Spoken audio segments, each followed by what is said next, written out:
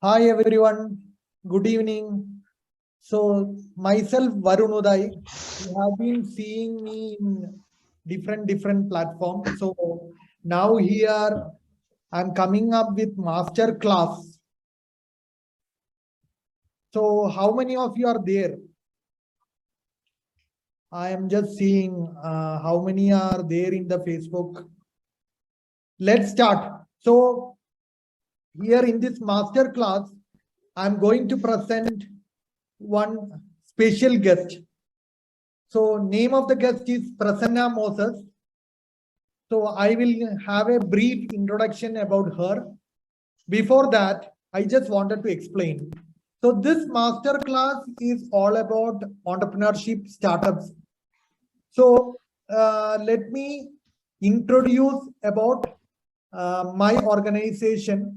So we are a startup running a co-working space, and we support other startups.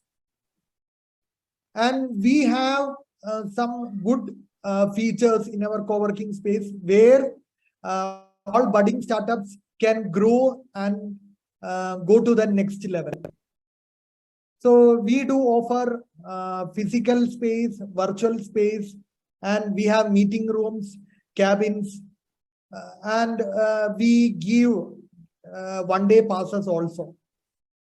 Okay, so let's start this master class. Now I will have a brief introduction about the special guest.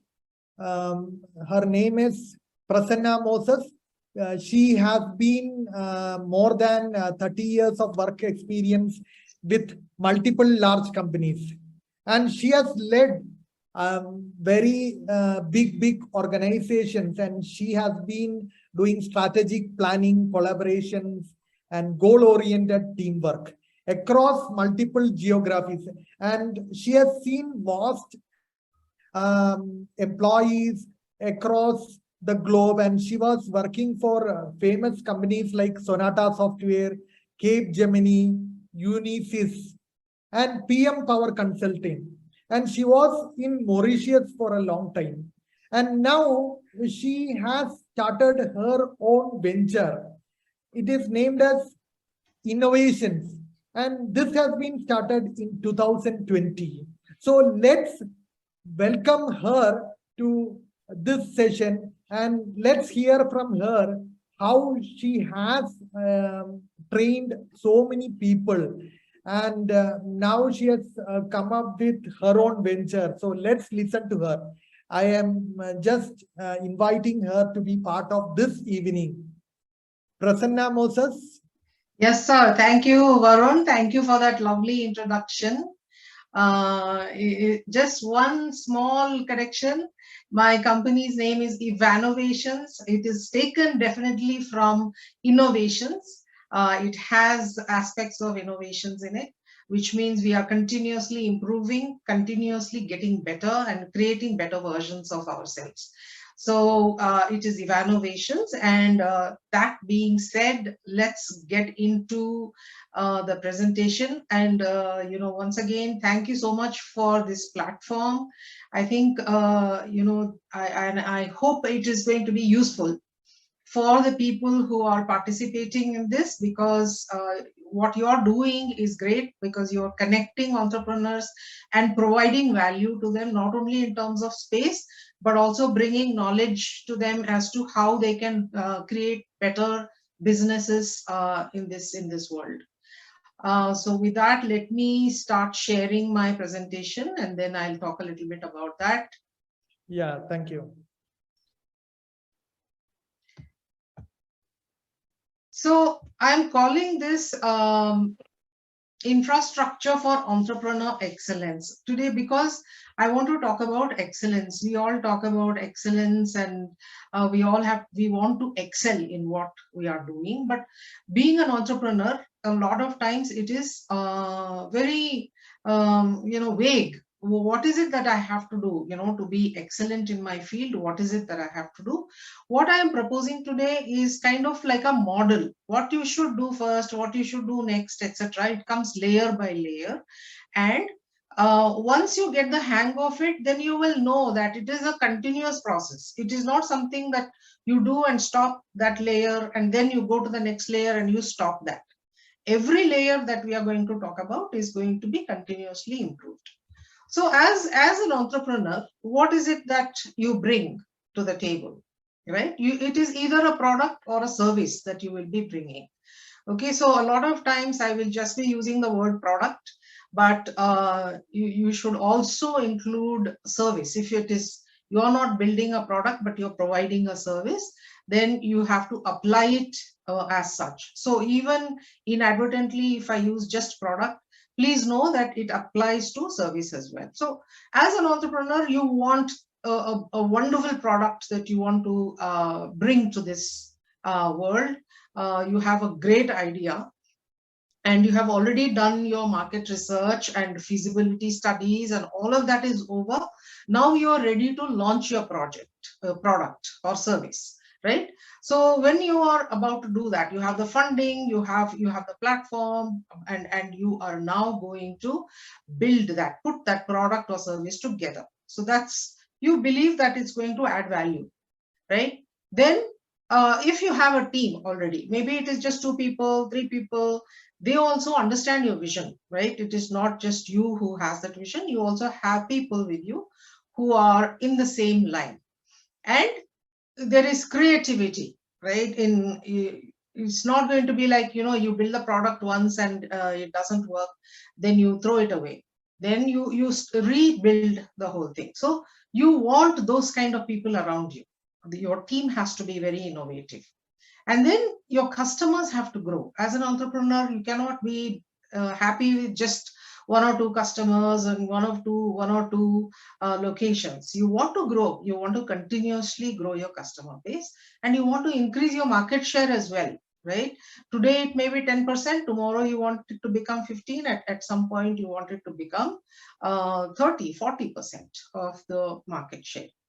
And then, you know, we cannot underscore the financial performance. You know, you may be doing very well, you may be having good customer base, good innovation in the company, but you're not making money. That doesn't cut it, right? You need to have great financial performance as well. So you have to be innovative about that as well, right? And you will have some, you know, focus, you know, how you want to achieve your goal year on year, how you want to reach your goals, whether it is customers, whether it is market share, whether it is innovation, whether it is financial performance. All of that will keep changing. Those goals will keep changing, and you as an entrepreneur want to keep your eyes on that goal. So that, as an entrepreneur, if you have to do, what I'm going to propose is, you know, some model for you. Now look at this picture that I have put up, right? So I'm going to give you a success, secret. What is the secret of, any business success? By looking at this, what do you get? What is the idea you get about what is the secret of this, right? So basically, I think employees are the success, right? Right. Okay. Right. Thank you. So an entrepreneur, while they have their eyes on a product or the customers or the financial performance and innovation, they need to keep their eyes on all of those things as well. But who's doing all of that? Who's doing for you all of that? As you grow, to begin with, you may be just 1 or 2 people in your enterprise. But as you are growing, there will be people who will, more and more people will be coming to build your company, build your product, or build your service. You need to establish trust with them. I have seen a lot of companies where this aspect is missing. They have been in business for the last 10 years, 12 years, 15 years. But there is no trust between the leadership and employees. So employees are always thinking, oh, the leadership is not doing enough for us. Leadership thinks employees, we only pay them, they don't do enough work. Right? So what could be the gap? So basically, I just wanted to throw the current scenario. Yes. People like now, even youngsters, they wanted to switch from one job to another job. So is it the total organization is not paying attention to convey the vision, or you will have a career growth in their organization? Is it that? Yeah. So to answer that question, I will take it in two parts. One is that when you are recruiting people into the organization, you somehow, as an entrepreneur, even like me, we think that, once we get the people, they will stay with us forever. They don't. Times are changing. People don't stay with us forever. So in that case, do we invest in them? Do we send them for training? Do we teach them what we know? Do we let them into all the secrets that we have learned over the years? Do we give out everything, trust them, and then, after learning all of that, after 2 or 3 years, they leave and go, right? So is that a good thing? The answer is yes, it is still a good thing, because you are still, that person is going and spreading your goodness out into the world. Whatever you have created, maybe you won't get the name, maybe you won't get the fame, maybe that person will become more famous than you, but then the good thing, the good product, or the good service that you have started is now replicating because this person has left your organization, right? That's one thing. But even more important than that, the trust is important, because unless it's like a banking system, right? Once you want to withdraw money from the bank, will they give it to you just like that? Can you walk into a bank and say, I want money? No, because you have to first put your own money in that. Once you put that money, then you can anytime go and say, okay, I need 10,000 today, I need 5,000 tomorrow. You can keep withdrawing from it. Trust is exactly like that. Unless you give, as an entrepreneur, you give trust to your employees, it will not come back to you. So that is something that all entrepreneurs have to realize. I have seen this in many, many startups, even established companies which are like 15, 20 years old. This is lacking.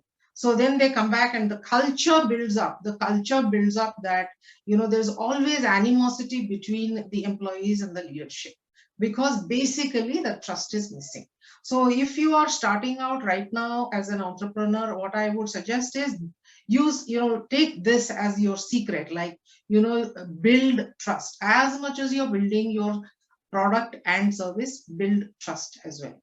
The other aspect that I would like you to also observe here is that as an entrepreneur, you are at the bottom. See, customers are on the top, you are at the bottom. So as your organization is growing and growing and growing, you will be putting your employees in front of the customers, not yourself as much.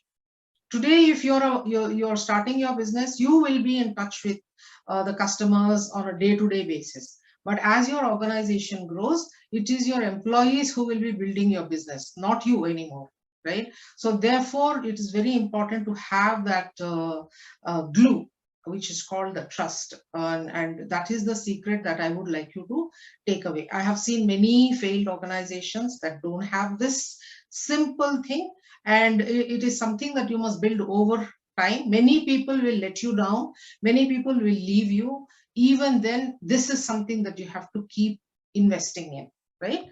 Okay, so now with that, let me move into the next slide, and from here on I'm only going to focus on the model.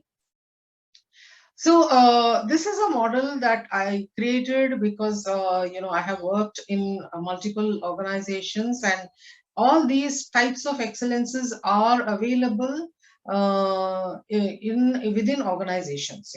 Not all organizations have it, but if I combine everything, all the knowledge that is available in organizations, this is the kind of model that will emerge. So you're looking at 4 different types of excellences, and we will go into each of these things separately.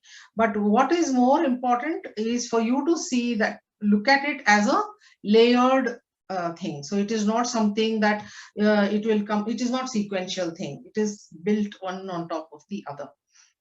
And leadership is very, very important. The whole thing will fall apart if the leadership is not good enough, right? So you really need to keep in mind that this structure, this model will work only if you as a leader, or if your team as a leadership team is working well together, right? Because you ultimately, you will see that you are responsible for business excellence. Everything else will be taken care of by somebody else.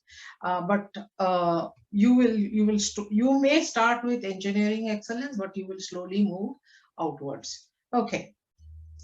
Can So I yes, ask sure, sure. Yeah. Go ahead. So in many of the situations where I have seen with some of the leaders, Hmm. that is, they will be skeptical whether the delivery, like suppose they are dealing in a service industry, they wanted to deliver something. Yes. So they will be taking everything on their head and they will be doing. They'll not Exactly. delegating also. Yes, yes. So in one way, they are not growing their downlines. Yes. So this situation, why it comes so? Is it out of fear, or tomorrow the downlines may come up, or what is that actually? Some of the things, downlines also is not willing to take accountability. So Correct.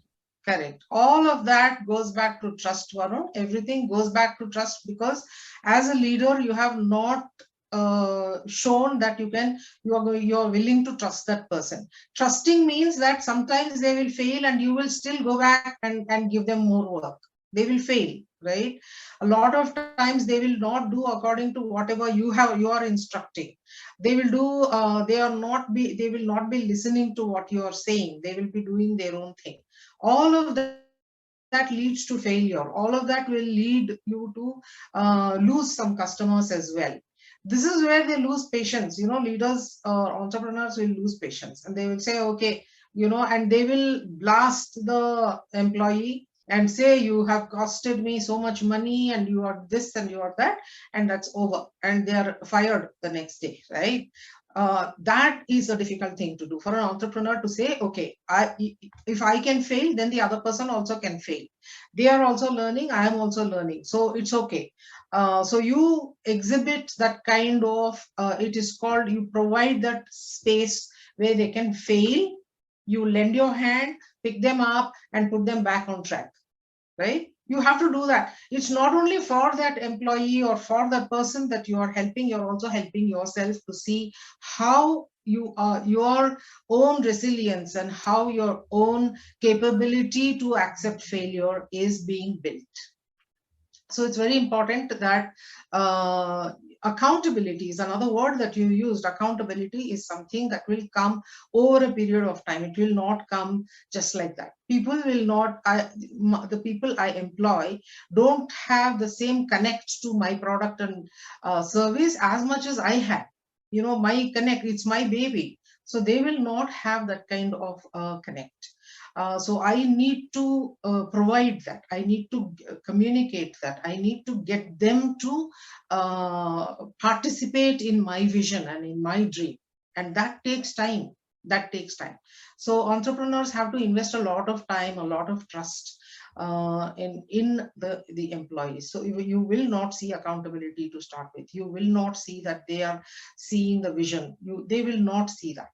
But the first thing that you have to do is start trusting them that they will do a good job, right?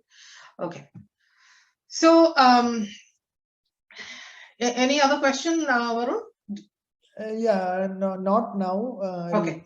Again. Okay. So let's go to the first layer, which is called the engineering excellence. So I'm calling it engineering. It's a loose term for building, right? It is just a word for building. So when you are building something, whether it is a product or a service, there are certain requirements that are there. Let us say you're building, even if you take, what Varun has done, like it's a, would you call it a service, Varun? Right? What your Yeah, enterprise this right now is. right now, my co-working space, I can call us both. Actually, it is involved product and service Correct. also. Right. but you are providing space, right? Yes, So yes. so it is a space. So then there will be, so for you to come up with, what kind of space should I provide, how should it be designed, what kind of how should they be structured, what should be the size of the tables or the chairs or the rooms, or what other infrastructure is required, etc. So you will have those requirements, you would have collected those requirements, and then you will start building it, right? You'll look at different locations, you will look at different spaces available, then you will see whether it is feasible to do it here or not, and then you will hire or buy furniture and you will put it together. Then all of this is just building your service. It is, you're not yet giving it out to anybody, you're still building it, right? This is engineering. You're testing some of it, then if something breaks you have to fix it again. If some chair is not ergonomical, then you have to return it and buy or get some other kind of chairs. Something is not durable, then you have to exchange it, all of this. So you're testing your product at this stage in your entrepreneurship. You're testing your product to see whether it will work or not. So you're doing a lot of bringing in and taking out, you're using creativity, rebuilding it, all kinds of things are happening. So you at the same time you're also doing, at the same time as looking at quality of your product, you're looking at, okay, what is the data that you can get, okay, how many times, what kind of things are breaking, how much of money have I spent on breakage, or refixing something. So you will also collect data on that, because it's going to be useful for you in later stages in your product or your service. When it goes to another location, let us say, all the lessons that you have learned in the beginning of this particular stage, you will reuse in another location. So next time when you are putting something in place in another location, you don't have to spend so much of time, right? You already have done the testing, you have, your product quality is quicker now to put in place. So that is why engineering excellence, when you're building something, when you're putting a product together, it's very important to test it completely to see, okay, is this the good quality? Now can I go ahead and start providing this product and service to customers. So when you are doing that, when for engineering excellence, you need to have the right sourcing. So whether you're buying products to buy and put them together. So at work, you need to buy furniture, you need to buy screens, maybe you need to buy laptops, you need to buy so many other things. So you have to source them. You also need people who will be taking different responsibilities, right? Either they already have done those kinds of jobs, or they are learning it on the job right now. This is their first job and they are learning it on the job. So those kind of people who are able to build, put your service together, who can help you with this, you need to get those people together. And you also need some process, some guidelines, some level of formality has to be there, how each job needs to get done to build this product or to give out this service. What are the steps to be followed? What should everybody do? Like if there are 3 different people who are doing the same job, they need to have a process to follow. How do you register people? How do you give out, how do you rent it out? What is the amount that we have to collect, if it is a day pass, or if it is for a month, if it is for a whole year, or if it is just for 4 hours, stuff like that. So you need to have a defined process, some kind of guidelines have to be there when you are putting this product together, right? And this basic framework should be there. How much money is coming, how much is going, how many people have rented this space this month, and is it better in January or is it better in September?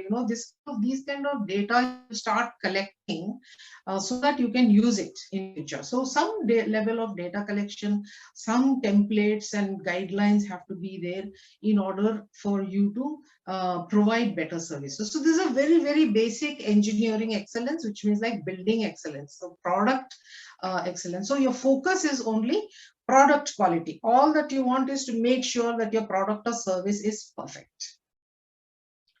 Next, we go to, so I call that the previous one is the engine. Now you have to get the fuel.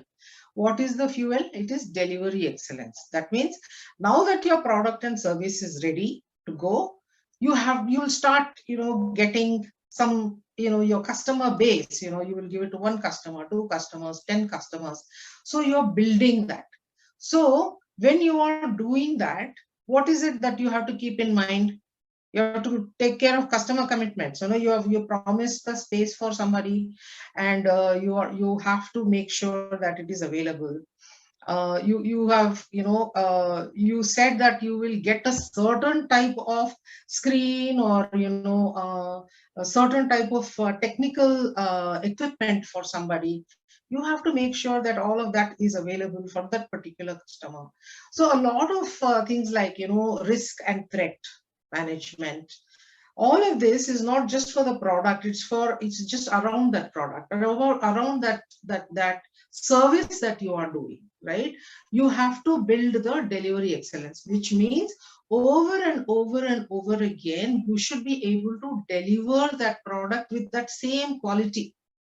It is not, one customer will get quality, another customer may not get quality. One customer commitments are kept, another customer's commitments are not kept. No, it's not like that. So delivery excellence means that you are keeping track of what commitments have been made, who is doing it, if there are errors that are happening, how are they being corrected, next time how to avoid this, is there any training that is required for people so that they don't make these errors, is there some technical training that is required, all of these kinds of things around that product. Now you're not touching the product a lot, but you're looking at the delivery of that product or service to your customer base, right? So which means that all of this, like you may have heard about plan, do, check, act kind of cycle that you have to do, right? So it goes in a cycle. You plan something, you do that, you check, and if there are any corrections to be made, you have to act on them. So corrective and preventive actions, all of these things come as delivery excellence. So when you are fairly certain that you have a good product to take to market, or you have a service that you can now start giving to people, your delivery should then start getting better. That is the one that needs to get attention now. Now, how do you do that? You understand the customer's business. You need to deliver on time. You need to control costs. You need to respond to risks. All these are part of delivery excellence, right? So you're taking care of your customers, you're taking care of your team to some extent, and your product, if necessary, is also getting better. It's not simply just the delivery. Your product also is improving because some feedback is coming to you, and employees now are looking to make their service better and better. So now the focus has shifted from product to customer satisfaction. Now product has moved to customer, right? That is delivery excellence. So here, can I have a small question? Yes. Like, so nowadays, like people are into more startups. So 5-member team might be the max 10-member team. So how do they should focus on the system or systematic approach? So might be here itself in my space itself 2-3 people have taken startups. So sometimes we also guide them how to do the work, etc. So sometimes I feel we should give more attention to them, how to make to their next level. So right. that guidance also required, right? Like as exactly. far as Exactly. That is why the model that I'm proposing, Varun, this will be useful because you will be able to clearly see what is the focus as you're growing, in your business. What should I focus on first? What should I focus on next? And what should I focus on next? You will know as you are growing. But what happens if you don't have this model view? Right, what will happen is you may start with customer satisfaction. Okay, every time I do something, customer satisfaction has to be there. When you're testing your product, for example, when you are delivering, when you are building your product, your customer you may still be delivering something, but your focus is not that you want to grow your business there. You are giving samples, you're giving free samples, maybe low cost samples. You're giving something to test whether it is going to work or not. So you're testing the product. So that has to be the focus in the beginning. You cannot immediately jump to customer satisfaction or anything else. Whatever you will see further up also, and don't jump to that. So it is very important for us to understand what is this, we have to build layer by layer, and we need patience for that. As an entrepreneurs, if our product is not good and we quickly move on to other layers, what happens is this collapses. The product or the service that you are designing will collapse because you have not paid enough attention to that. This has to be good, right? Unless your product or service is good and you're satisfied that the quality is good, your customer base will not grow. You may try whatever marketing gimmicks you want, you can try, but it will not work because it is not a very good product. So you first focus on making your product very good, then focus on your customer base, right? So now you have to look at customer satisfaction as in your delivery excellence. Customer satisfaction becomes your focus. Now, the next one, and this may take for some companies, it may take many years as well. If you have only some 6 or 7 or 8 people, these systems have to still be there, but they may not be in a very formal way. Even if it is not formal, it has to be there. So for example, if there are 10 employees, there has to be some HR system. I'm not saying that you need a HR department. I'm not suggesting that you need departments. These are not departments. Same person may be managing the HR system and the IT system and the vendor management system, maybe. But you need to have a system for, it can be simple Excel sheets, it can be some simple apps that you're using, but you need to have these systems in place because your customer base has to grow. Some level of formality has to come into that, right? So you need to have these systems which manage money, which manage people, which manage customers, which manage the product itself, or your suppliers, right? All of these things become very, very important. So once your product is very good, your customers are growing, focus on how to internally, how to manage everything in a systematic way. That is why it's called a system, right? You need to have these systems in place. Otherwise, there is going to be a lot of blame game. There's going to be corruption. There's going to be leakage. All kinds of things will come into this, and you don't know what is going where. So it's very important for you to track all of these things. Put some, it may, to start with, like I said, it can be simple Excel sheets that you want to create and put these things in place. How many people are coming to work, how many are not, how many people are taking leave, or, our product, how many, like I said, in the product stage also, you are collecting some data. So your system can start there. All your systems can start there, and by the time you come to operational excellence, when you come to operational excellence, your systems will get a little bit more formal, right? They are no more like here and there. In several years ago, when I started my career, everything was on Excel. You know, we didn't have like formal systems. I remember everything was in folders, everything, and we used to build products. You know, these were software systems, software products that we used to build. Everything was, you know, very, in informal systems. So what happened is that, you know, some product development team wants some data. Then they waste a lot of time looking for where did we put the data, who is in charge of collecting the data, which folder is it stored in. So there's a lot of chaos that comes. So it's okay if that, even if that chaos comes in, you know, in your own business as well, but make sure as soon as you recognize that chaos is happening, make sure it's time to put some systems in place. You don't need heavy things, you don't need costly, you know, like Oracle, or you don't need to go there. You just make sure that there are simple systems in place to track everything that is happening within your organization, your customers, your product, your suppliers, your equipment, all of that, right? Your prospects, all of that has to be managed. So operational excellence becomes the next need for the entrepreneur to focus on. So here in operational excellence, you will be looking at, the focus is the organization. The systems have to be transparent as much as possible. They have to be transparent.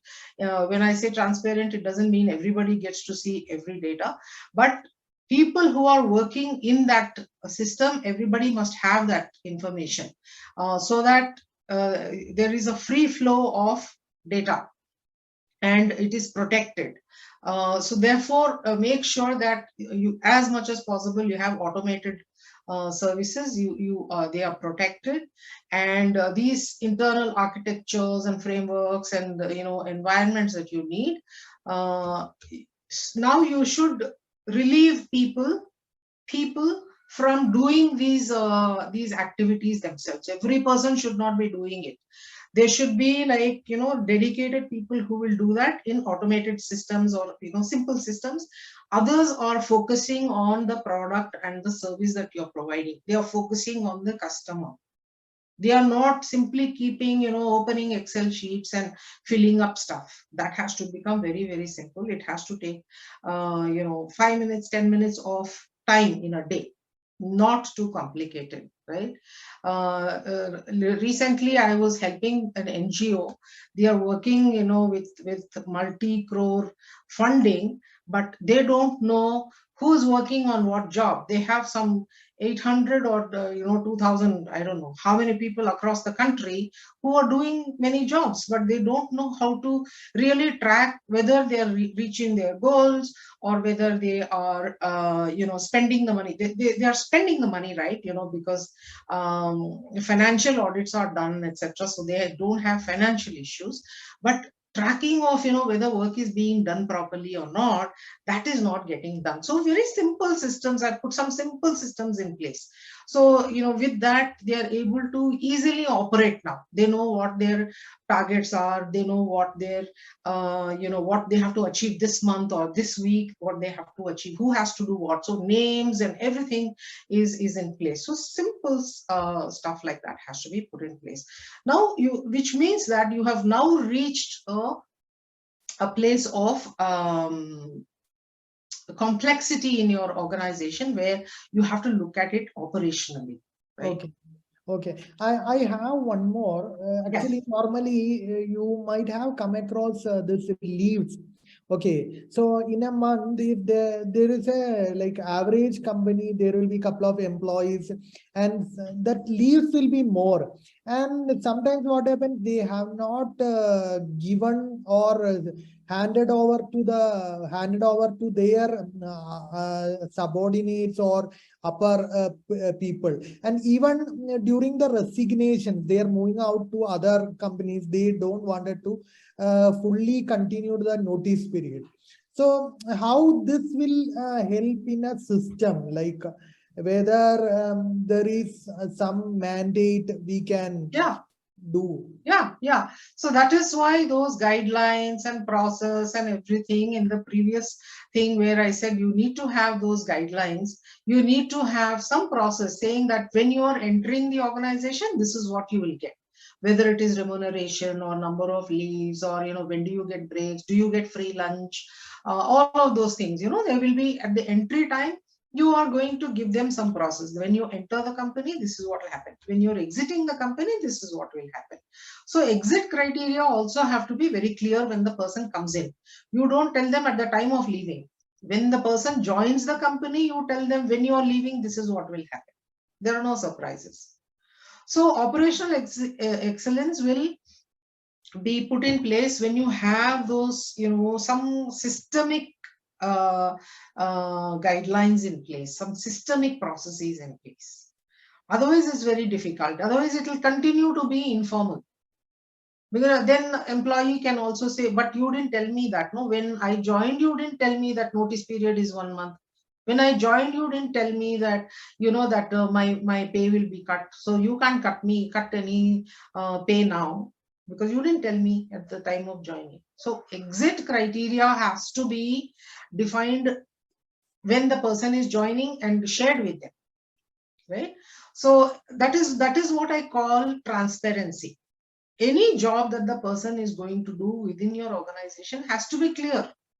And it has to be transparent to that person.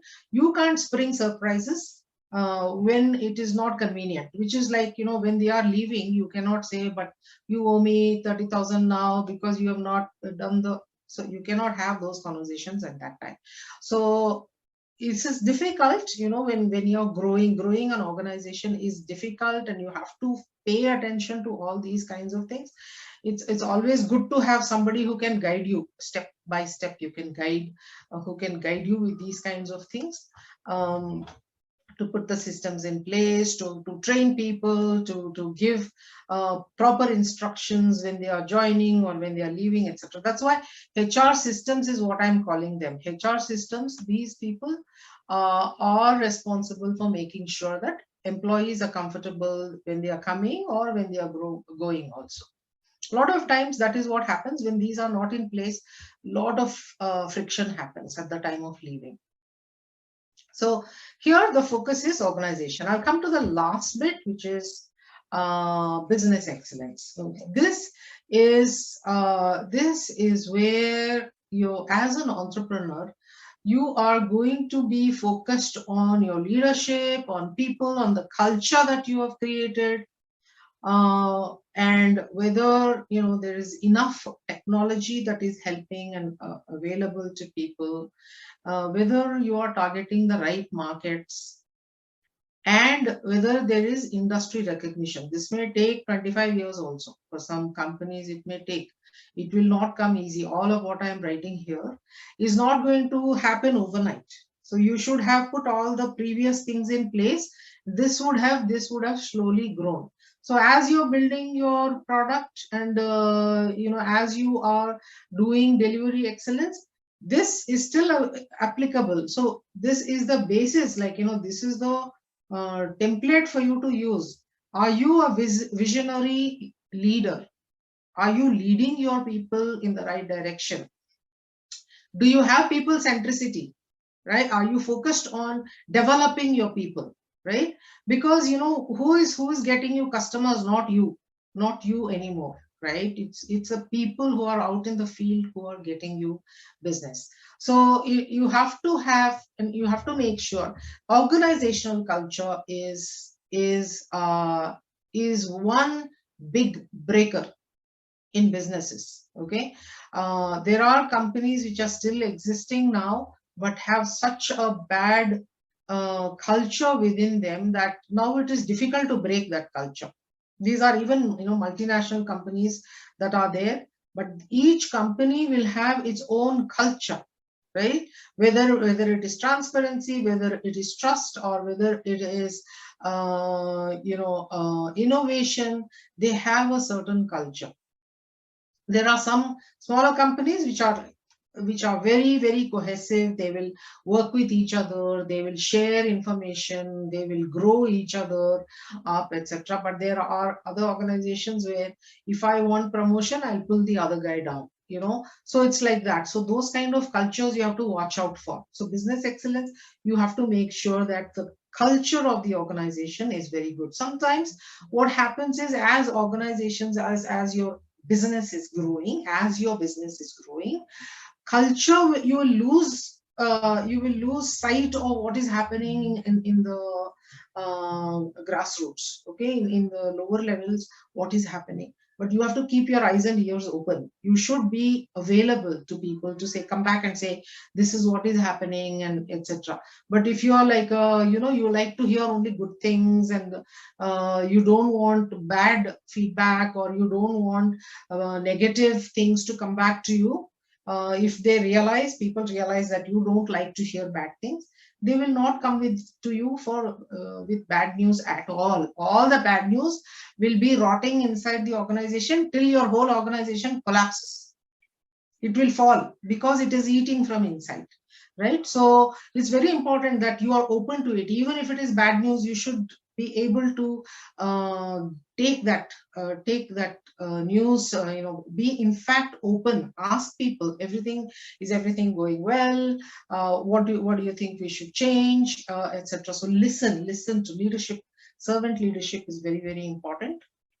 So industry recognition and corporate social responsibility, this will come eventually, where you will now start giving back. So you will get recognition for doing what you are doing as a service. It will come eventually, but you need to work towards that as well. Some people don't care about industry recognition, but it will be nice, if you get industry recognition. And corporate responsibility, where you give back. Yes, Varun, I'll take so one more last question from my end. Yes. So actually, if according to me, like once I take interviews, I have other organizations also. So what happens? I will ask the candidate, Yes. like what is their end ambition. Yes. So most of them, like they are skeptical and they are little bit fear and frustrated to share the ambition. Yes. Whether I will be passing the interview, like if I tell that, True. it will be a problem. True. So what do you say, like whether this all entrepreneurs should accept the candidate's point of view, where how far they should be open, like a leader. So how their listening should be. Right. So if they know what you're going to do with that information, you are asking them something, you are asking them to share some information, right? What will you do with that information, right? If they tell you what their ambition is, what are you going to do, right? That is their fear, that they may not get the job. That is the typical reaction, that if I say that in 5 years I want to go back to my village and buy a plot of land and grow grapes there, let us say, will you employ him for 5 years? Will you give him enough money for 5 years so that he can buy a plot of land? That is what is important. So you have to also say that, if I know what you are going to do, maybe I can help you with that. Maybe if I know what your dream is, maybe me or my company, or what I am doing right now, maybe we will be able to work together so that in 5 years your dream comes true. Which means you are telling also that person, I'm okay with you being here for 5 years. You don't want to be more than 5 years here, no problem. Come work with me, because I like what you have done in the past. I like your your initiative. I like your energy. So just come and work with me for 5 years. You help me realize my dream. I will help you realize your dream. Right? So if it is clear what is the reason why you're asking that question, why you want that information, if it goes back to that person, they will definitely share. This is why I say again, the secret sauce is trust. The secret sauce is trust. So you have to invest that trust in that person. Even at the candidate level, you have to say, okay, here's the information I have. I have a certain dream. I want to take my at-work co-working spaces to 15 cities in the next 5 years. You help me realize that dream. In 5 years, you can go back to your village and have your vineyard. Right? So that's how you need to work. That's how you establish bonds. That's how you build relationships. etc. So you need to be transparent as an entrepreneur. You need to be open. You need to be willing to learn. You need to be willing to fail. You need to take people who will cheat you, or all of that, all of those things. In spite of all that, you need to invest, not only in your product and service, but also in the people who are going to work for you. Right? So that's it. So business excellence, that is what is a foundation for the organization. It's very key to business excellence. Everything else will fall in place if the leadership is okay, and if their vision is okay, their focus is okay, everything. So the important thing I want to tell you is here, which says the biggest job is growing your biggest job is growing people, not growing business. Why? Because your people will grow your business for you. You focus on the people, and the people will grow the business for you. So you have to be very, very people interested in people. Right from the beginning, you need to be interested in people, but a lot more in the beginning, a lot more will be on your product and service. Then it will be the customer base, right? Then it will be internal operations, etc. Then you will put that in place. And then now you are a full-fledged leader who has a big organization. So your focus is going to be the employees. So we moved from product to customers to organization to employees. So excellence moves in that direction. So in summary, I'm saying with this model, if you put this model in place, you will be able to build a fantastic product and service and organization. So I just want to end with this quote from this French author. I'll try and pronounce the author's name a little bit, because I was in Mauritius and I learned how to say French words. So this is Antoine de Saint-Exupéry. Okay, so that's how you pronounce his name, Antoine de Saint-Exupéry.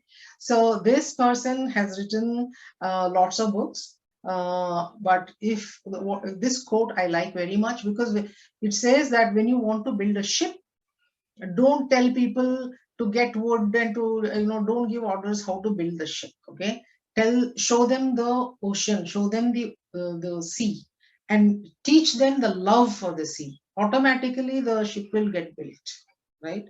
So that is what I would urge all the entrepreneurs to focus and build your excellence, layer by layer. Don't try to do everything at once. Your focus has to be, as you're growing, what should be your focus. So I hope this model to some extent helps all the entrepreneurs, and I wish you all success, and I hope you make this world a better place with your products and services.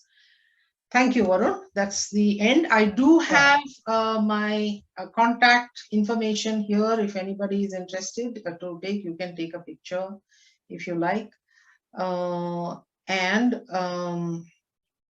I do have other slides which I don't think are necessary for this presentation, but that's more of, how do you measure whether that excellence is okay or not. It's a dashboard that I have created, but if anybody is interested, you can contact me and I will share that dashboard with you. So thank you, Prasanna Moses. It was wonderful insights from your end. So hopefully we will have more startups approaching you and all companies. So it was a fantastic session. I also enjoyed.